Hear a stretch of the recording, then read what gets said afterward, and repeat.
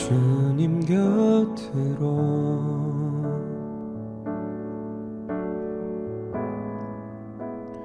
날 이끄소서.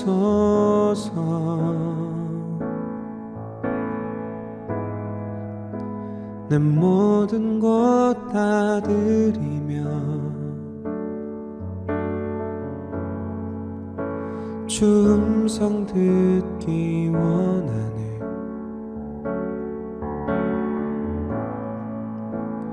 나의 참 소망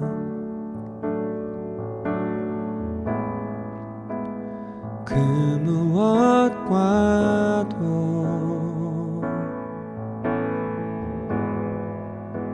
바꿀 수 없는 주 사랑, 그 품 안에 난 길이 주님의 길로 인도하소서.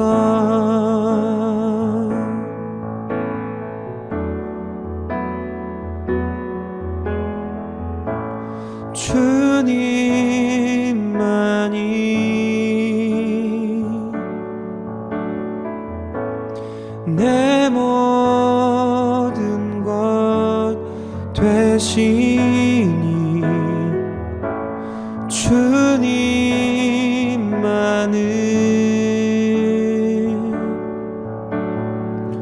더 알게 하소서.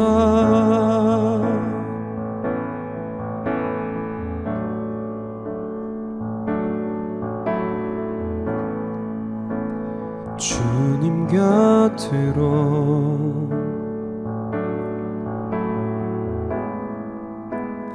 날 이끄소서.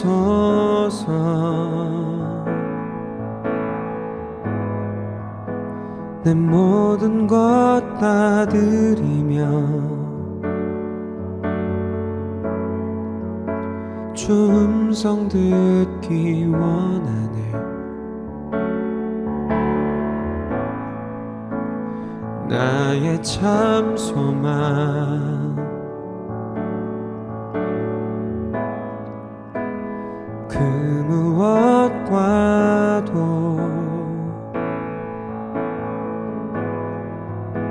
바꿀 수 없는 주 사랑, 그 품 안에 난 길이 주님의 길로 인도하소서.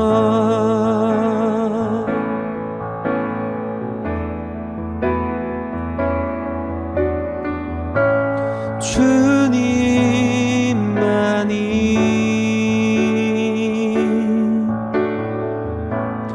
내 모든 것 되시니 주님만을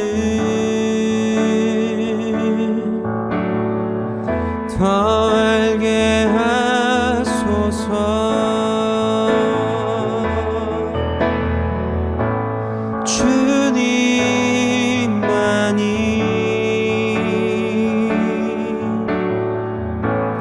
내 모든 것 되시니 주님만을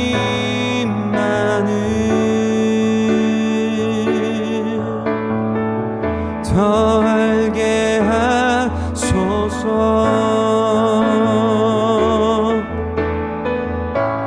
주님만이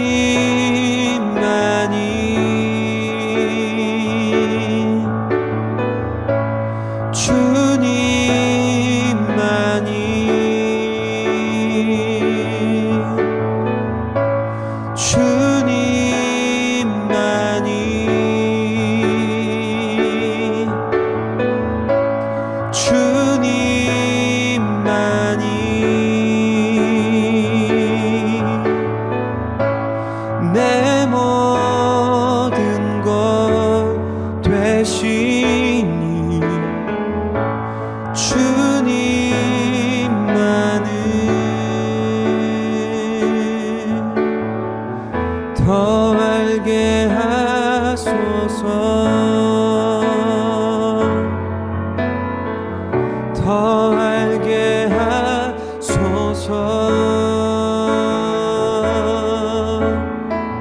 더 알게 하소서 더 알게 하소서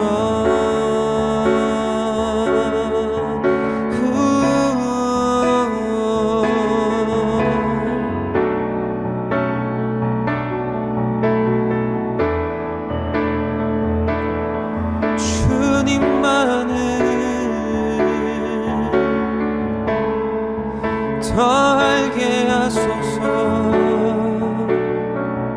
더 알게 하소서 주님만을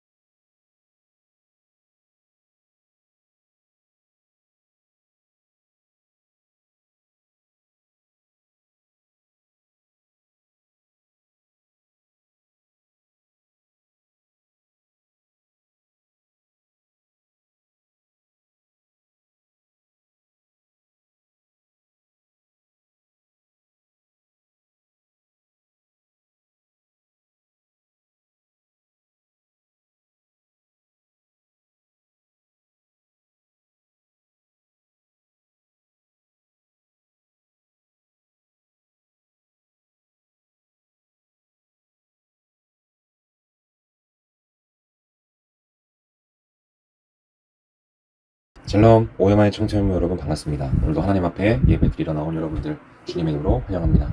자, 오늘 예레미야 마지막 말씀입니다. 예레미야 20장 7절에서 18절 말씀. 눈물의 선지자라고 불리는 예레미야는 망해가는 남유다에게 하나님의 말씀을 전하며 살아가죠.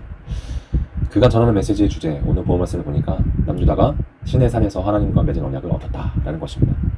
하나님의 말씀을 전하는 예레미야의 삶을 우리가 어떻게 표현할 수 있을까요?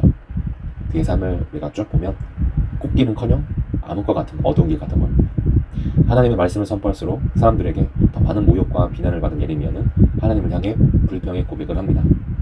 그러나 이 순간에도 예레미야는 하나님께서 자신과 그 아픔 속에서도 함께하고 계셨음을 기억하고 고백합니다.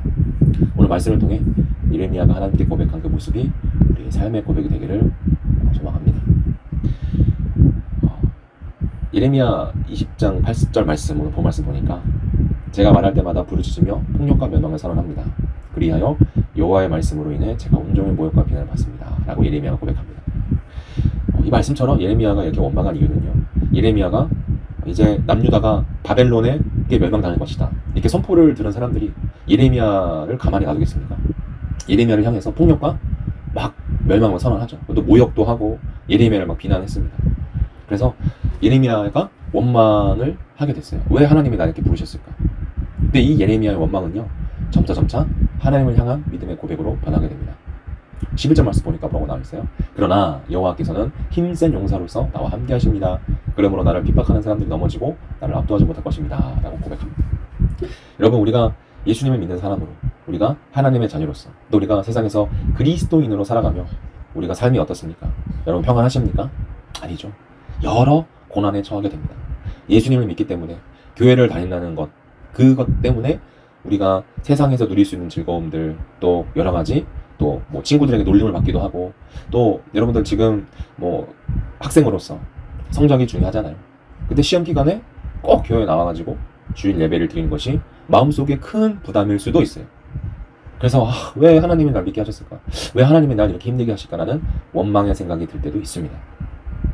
그때 이 예레미야 고백을 우리가 기억해야 합니다. 하나님이 나를 부르시고 하나님이 나의 삶 속에서 함께 하신다는 것을 기억하면서 우리가 늘 회개의 고백과 감사의 고백을 해야 합니다. 또 우리가 예레미야를 묵상하면서 개인의 믿음에만 집중하지 않고 우리 공동체의 믿음도 바라봐야 한다고 전도사님이 계속해서 말하고 있습니다. 우리가 살아가는 공동체에서도, 우리가 속해 있는 공동체에서도 하나님을 향한 원망이 아닌 회개의 고백을 드려야 합니다. 우리가 공동체에 있다 보면 종종 관계 속에서 문제를 겪게 됩니다. 이때 비난하거나 또 하나님을 향해 원망하는 모습을 우리가 보게 됩니다. 우리는 이때 왜 내가 속한 공동체에 이런 힘든 일이 생긴가? 왜 이런 힘든 일을 하나님께서 겪게 하시냐라는 원망의 고백이 아니라 오늘 예레미야의 고백을 기억하며 나의 삶을 돌아보며 우리 공동체가 다시 하나님 앞에 무릎 꿇고 회개의 고백을 할 수 있어야 합니다.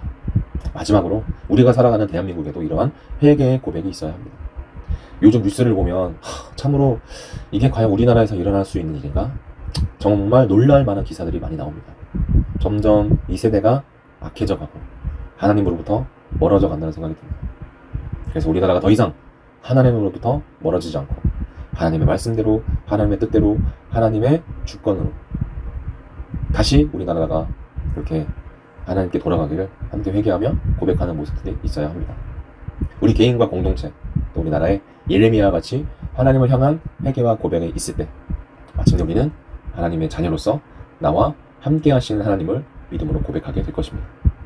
그래서 우리가 앞으로의 우리 삶 내에서 하나님을 향한 회개의 고백과 나와 함께 하시는 하나님을 고백하며 날마다 하나님과 승리하는 우리 청소년만 되기를 간절히 소망합니다. 기도하겠습니다. 사랑의 주님, 우리가 살면서 어려운 순간을 맞이합니다. 내 힘으로는 그 문제들을 풀 수 없는 정말 온 사방이 벽과 같은 그런 상황을 맞닥뜨릴 때도 있습니다. 그때마다 예레미야 1장 8절 말씀, 내가 너와 함께하여 너를 구하니라 라는 하나님의 약속을 우리가 잊지 않고 믿음의 고백을 드릴 수 있도록 도와주시옵소서. 우리가 그래서 하나님을 원망하는 고백이 아니라 하나님께 회개와 감사의 고백을 날마다 드리는 우리 청소년과 될 수 있도록 성령님 지켜 보호해 주시옵소서. 예수님의 이름으로 기도드립니다. 아멘.